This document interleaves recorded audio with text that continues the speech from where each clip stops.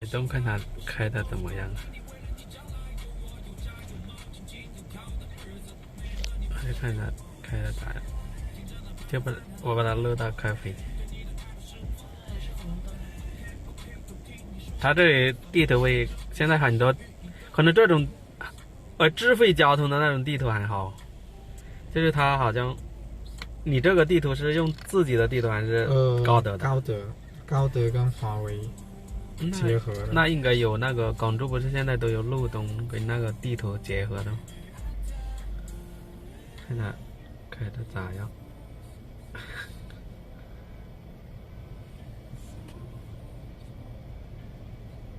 我是往前放手的。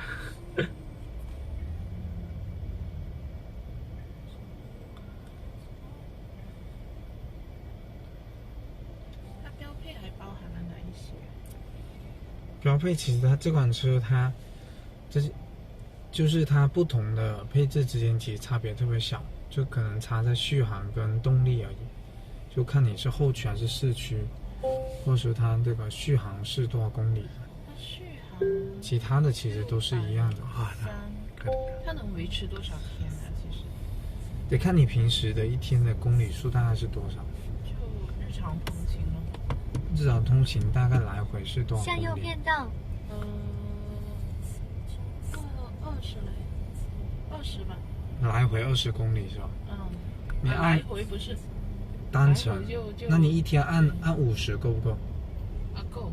50的话，像你它市区能开个500多，你至少能开个10天、11天、12天这样，11天这样。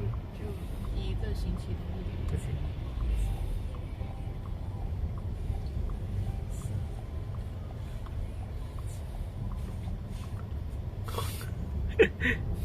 看它一下，看一下它，看它今天。